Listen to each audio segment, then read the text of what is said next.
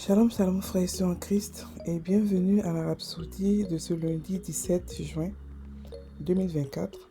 Rhapsodie écrite par le pasteur Chris Oyakilome. La lecture vous est offerte par les vérités de l'Évangile. Le thème d'aujourd'hui est comprendre la parole. Et le verset est pris de Matthieu 13, verset 10 à 11 qui dit « Alors les disciples s'approchèrent et lui dirent « Pourquoi leur parles-tu en parabole ?» Il répondit et leur dit « Parce qu'il vous est donné de connaître les mystères du royaume des cieux. Mais cela ne leur a pas été donné. » Alléluia. Le pasteur Christ dit « Il y a ceux qui se plaignent de leur capacité à comprendre les Écritures. Souvent ils se plaignent, ils disent « Ces mots sont trop difficiles à comprendre. Peu importe la façon dont j'étudie la Bible, je ne semble tout simplement pas la comprendre. » Non, ne parlez jamais ainsi. C'est votre droit et votre capacité divinement donnée, de comprendre les Écritures. Lisez les paroles du Seigneur. Jésus dans Matthieu 13, verset 11. Il a dit, « Il vous a été donné de connaître les mystères du royaume des cieux, mais cela ne leur a pas été donné. » Alléluia. L'une des tactiques de Satan consiste à tromper les enfants de Dieu, tout comme il a tenté avec Jésus en remettant en question son identité. La Bible nous dit, dans Matthieu 4, verset 3, « Et quand le tentateur s'approcha de lui, il dit, « Si tu es le Fils de Dieu, commande que ces pierres deviennent du pain. » Alléluia. De la même manière, il tentera de semer le doute dans votre cœur. Ne cédez pas à la tromperie du diable, selon laquelle vous manquez de compréhension. Le pouvoir réside dans l'acceptation et la déclaration de la vérité de Dieu. Acceptez-la et approuvez-la et déclarez-la. Alignez vos paroles avec les siennes. Déclarez, je comprends. Et votre compréhension sera illuminée. La Bible raconte dans Jean 20, verset 22, comment Jésus a soufflé sur ses disciples et il a dit, recevez le Saint-Esprit. Lorsqu'il a fait, leur esprit s'est ouvert et à la compréhension des Écritures. C'est un miracle similaire qui s'est produit lorsque nous avons reçu le Saint-Esprit. C'est l'Esprit qui éclaire votre cœur et vous permet de recevoir et de comprendre ces vérités. Affirmez toujours avec audace que vous avez la compréhension des justifiés. Vous êtes saint d'esprit. Vous êtes alerte et doté d'un discernement approfondi. Vous avez la pensée de Christ, qui est une excellente pensée. 1 Corinthiens 2, verset 16. Vous êtes super intelligent et votre esprit est ouïe pour comprendre les Écritures. Vous avez une rapidité de compréhension. Ayez cette mentalité lorsque vous étudiez et méditez diligemment la parole. Alléluia. Fin de la Rhapsodie. Oh, la Rhapsodie est tellement belle aujourd'hui. Le pasteur nous explique comment comprendre les Écritures. Il nous explique la facilité que chacun de nous peut avoir pour comprendre n'importe quelle parole. Ok, n'importe quelle parole. D'abord, le verset nous dit que Jésus a parlé en parabole expressément pour que nous puissions avoir les mystères de la vie, de la création, les mystères du royaume des cieux.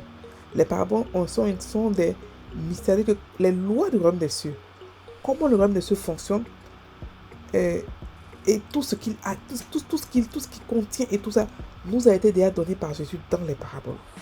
Ok? Donc le pasteur nous dit que, il nous rappelle que ça nous a été donné à nous, parce que c'est à nous seuls de pouvoir comprendre cela. C'est pour ça que ça nous a été donné à nous et à personne d'autre.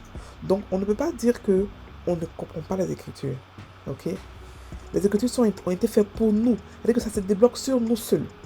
Un païen peut le lire, ne va pas le comprendre, mais un chrétien est habilité à le comprendre parce qu'il a reçu l'Esprit de Dieu pour lui expliquer. On n'a pas été livré à nous-mêmes pour dire la parole là, débrouillez-vous, comprenez, allez dans le dictionnaire, cherchez les mots. Non. On a reçu le Saint-Esprit qui nous explique la parole. Ok? Beaucoup d'entre nous vont chercher en hébreu, en grec, ce que les paroles veulent dire. C'est bon, c'est vrai.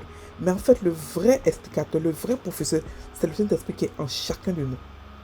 Et comme il habite en nous, constamment, pour l'éternité, on a la possibilité de pouvoir comprendre la parole pour l'éternité. Et tout le temps, à tout moment. Donc ne dites pas, c'est trop difficile. Non, non, non, non. Quand vous dites ça, vous bloquez votre esprit à comprendre la parole. Vous limitez. Et vous apprenez la parole. Quand tu la regardes comme ça et que tu ne veux pas réellement, je veux dire, quand tu es païen, elle a l'air compliquée. Dieu est dépeint, surtout dans l'Ancien Testament, il est dépeint comme un Dieu méchant. Ok, alors qu'il est amour, il est complètement amour. Et donc, pour le comprendre, il nous faut le Saint-Esprit. Sinon, on va mal interpréter, on va créer des doctrines pour déposer sur des personnes des fardeaux.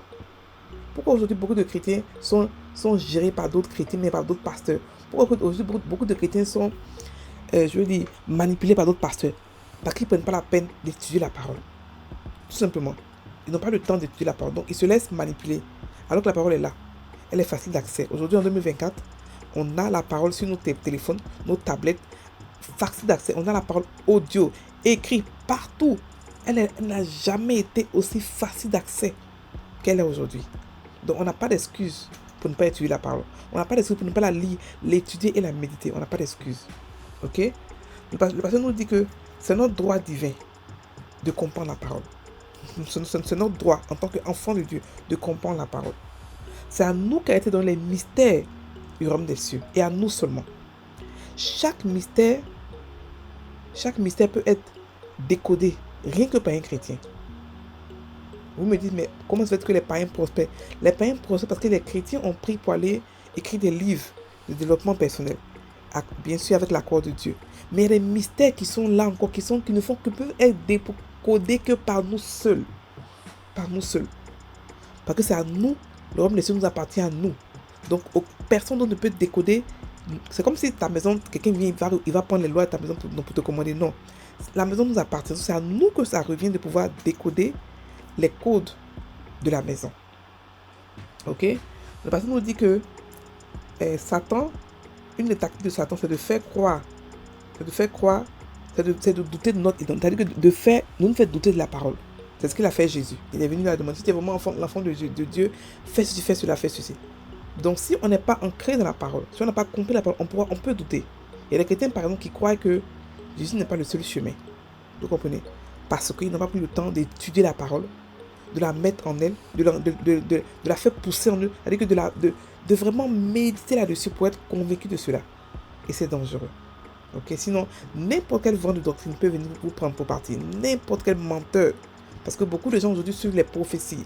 Il est prophète, les prophéties. Alors que les prophéties, il peut y avoir dedans des mensonges. Même un grand prophète peut mentir. Mais quand tu as la parole en toi, quand le prophète parle, tu as la confirmation au fond de toi. Mais quand il n'est pas en toi, tu n'as aucune confirmation. Donc tu peux aller à n'importe quel vent de doctrine partir et puis te perdre.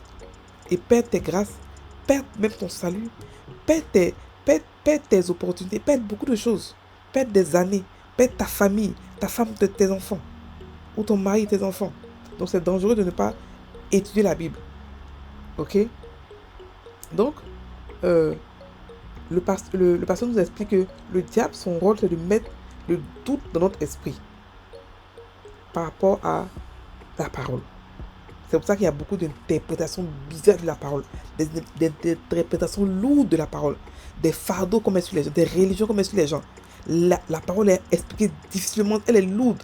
Alors que la Bible nous dit que quand Jésus expliquait la parole, les enfants pouvaient écouter.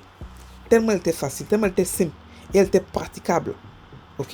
Ce n'était pas une parole lourde, ce n'était pas la religion. Il est venu nous donner la pratique de la parole, la simplicité de la parole. Ok? Aujourd'hui, quand les gens ne comprennent pas la parole, ce qu'ils font, ils l'alourdissent. Ils lui font comme si ça devient maintenant un débat maintenant. Ça devient maintenant des enseignements littéraires. Parce qu'eux n'ont pas compris la parole.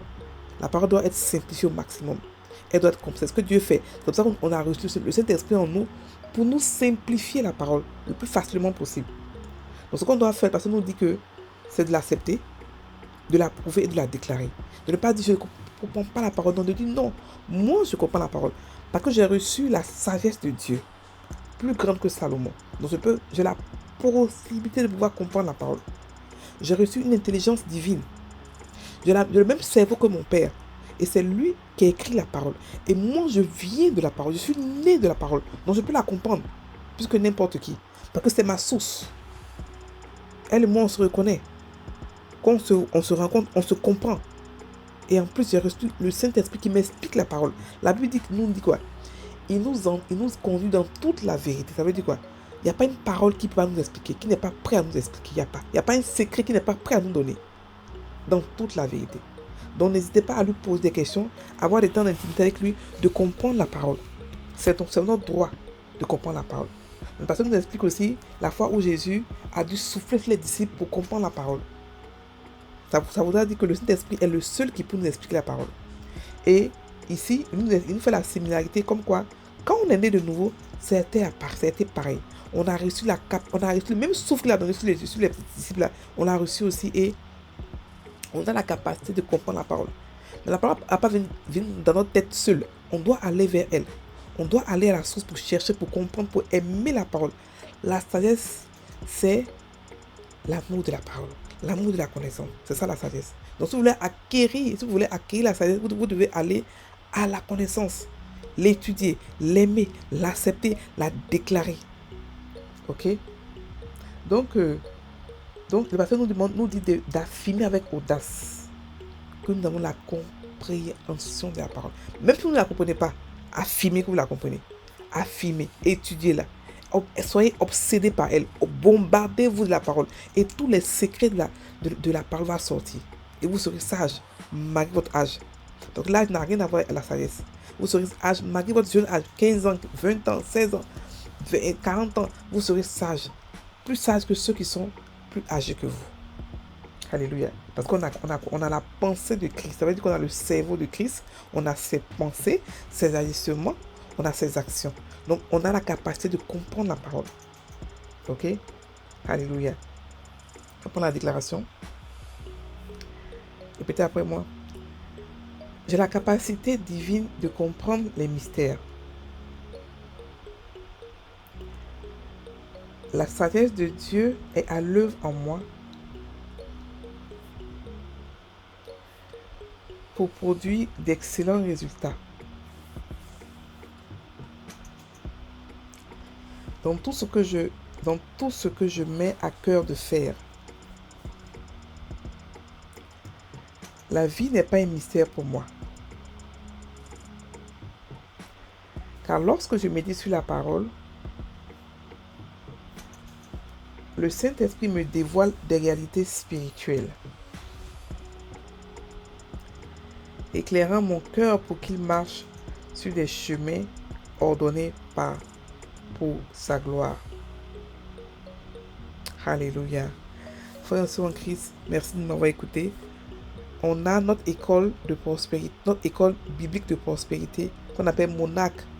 C'est sur le site monac.com avec 2 N. N'hésitez pas à la visiter. Là-bas, on explique beaucoup de choses gratuites et des cours payants aussi. Donc, soyez bénis. Passez une bonne journée.